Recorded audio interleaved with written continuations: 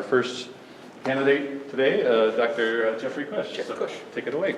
And I am running for the two-year term, which is, I was appointed to the board almost 2 years ago to fill the position that Jim Relkin left. And the requirement is, if you're appointed to the board, you then have to stand for election at the next general election. So that's what I'm doing, and I'm just going to run for the two-year term because I feel like that's what I was appointed to fulfill, and that's what I should do. So let's get started with the questions. Why do I want this position? Well, I would say that quality education at every level is vital to the success and vitality and growth of any city or community or county. And I think SC4 is probably the most important educational institution in this county. And I truly believe that the success in the future of the county of St. Clair, the Bluewater Area, is directly tied to the success of SC4.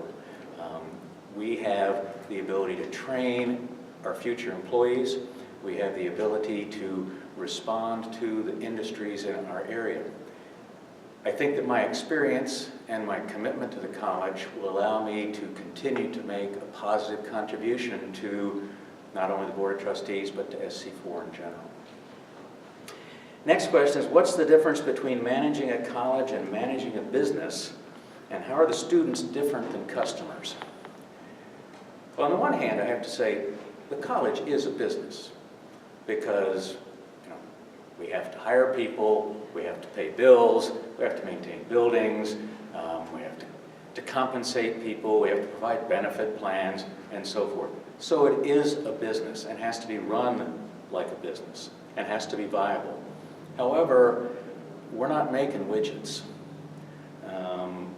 There is a major difference. Our mission is to educate students and people. And to do that, we have to develop very strong relationships between those students and their faculty. And it's not an assembly line. It's not a situation where you simply are tightening bolt A on every identical engine block that comes through. These are individual students. Every one of them is different. Every one of them comes from a different background. And the relationship to their professors and to the staff is different for each one of them. You're not producing a whole bunch of cookie cutter sized products. You are trying to produce students who, when they exit the college, are critical thinkers and lifetime learners. And that's a very big difference from a manufacturing process. Students are different from customers in that a customer wants to buy this, again, widget. The students who are coming here, they want to engage in a process that will lead them to have qualities and capabilities that they will use for the rest of their lives. So it is a very, very different situation than a routine manufacturing business or a routine production business.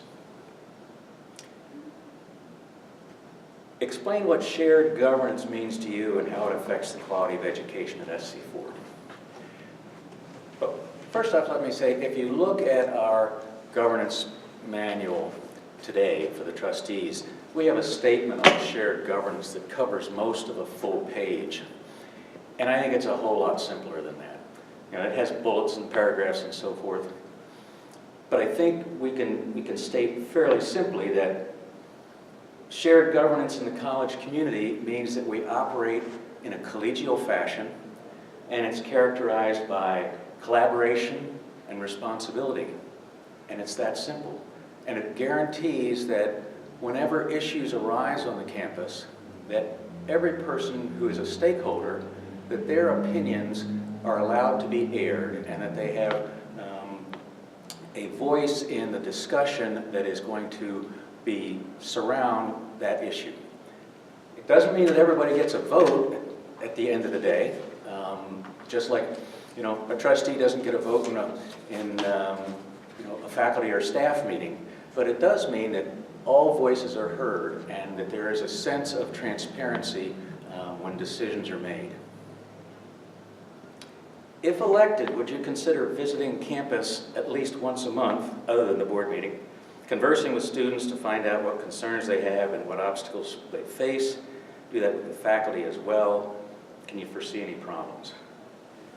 I would be enthusiastic about being able to come to the campus more frequently. I've talked to other trustees about that. I talked to President Pollock about it when he was here. I've talked to Dr. Schneider about it. I think it would be excellent.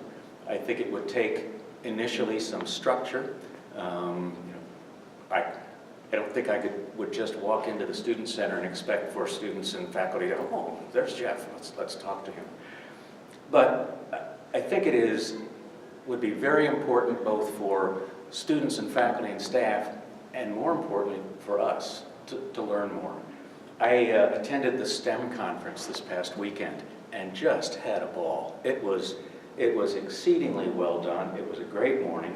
I got to talk informally with several faculty members, which was enjoyable. And I'll take a moment to reflect on, I went to a talk by a biology professor from Washtenaw County Community College.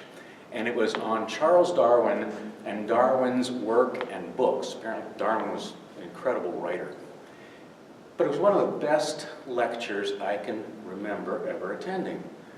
And I went up and talked to the man afterwards, and I said, I just want you to know I'm a trustee at the college, and I think that your talk today epitomized something that I feel very, very strongly about for community colleges.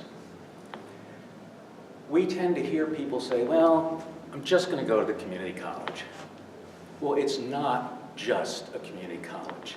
It's college, and it's our college. And the faculty members that are here are every bit as good as the faculty members at four-year institutions. The quality of the teaching is every bit as good. The curricula is every bit as good, and in many cases probably no different than what you would see at Wayne State or at Oakland or at Eastern Michigan. The books are the same, and I said, we have to get that message out there that community colleges in general and SC4 in particular is an outstanding educational institution. And you can get just as good an education here in your first 2 years as at any four-year institution in the state. So I did, kind of deflect from my message there, but where was I? Okay. So we're talking about whether or not we should come to the campus. And I think it would be great. I would like to be able to visit with students because I'm a long way from being a student. It was fun over the weekend. There were people there from all ages, from this tall to clearly people in their 80s and 90s. But I got to rub shoulders with some students. I got to see some of the classrooms and laboratories in the McKenzie building. And quite frankly, I had no idea what the second and third floors of the McKenzie building were like. I've been on the first floor and I've been through the National Museum, and my wife and I are birders, so we have been in the bird exhibit many times. But to be able to come to campus and visit a classroom, sit on a lecture, I think would be marvelous. Now, that being said, I wouldn't want it to take place if there was any way that would distract from the teaching going on. I mean, to have somebody sitting in the back of the room with gray hair and obviously not a student, we just have to couch that in the right terms, that it is comfortable for the teacher, comfortable for the students, and then I think it would be great.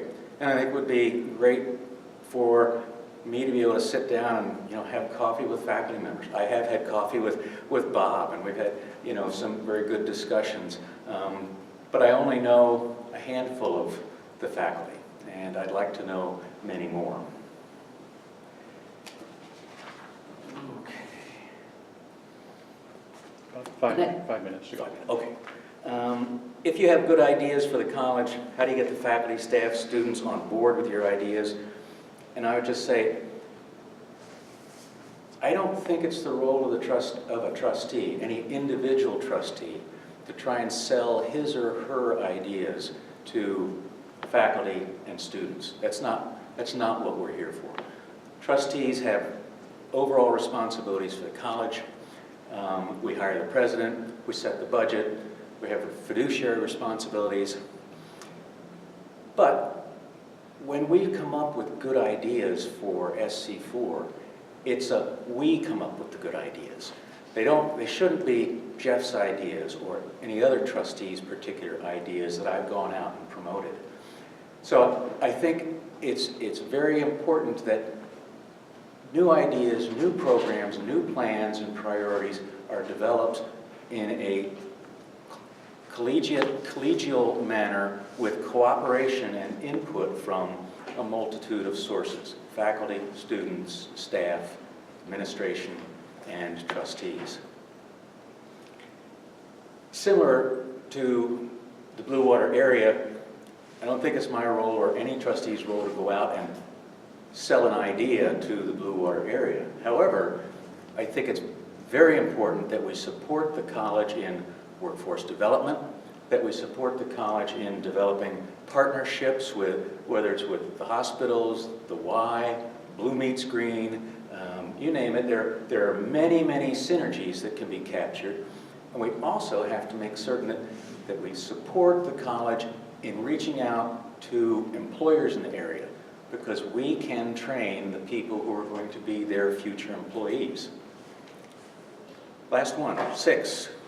What do I foresee problems with televising the monthly board meetings? I think televising the meetings would be fine. I don't find them to generally be, crackerjack exciting television, but we operate under the Open Meetings Act, and I think that it would be perfectly fine if there's a venue and a means to televise them. All right. Does anyone have any questions for Dr. Kusch? Yeah, sure. Dr. Kusch, are you a medical doctor? Yes. I apologize, I don't know your background. That's okay. Specialty? I was a family physician. Okay. I asked that because I think it was question number 2, comparing the business to being a trustee. So you've had individualized customers. Yeah, I mean, I was a family practice doc in Midland for the first 15 years of my career, and we had an office of initially three family docs, and it expanded from there. But yeah, I had many individual customers. I never referred to patients as customers or clients. They were patients. Thank you. Yes. Okay, well, thank you very much for coming and allowing me to speak.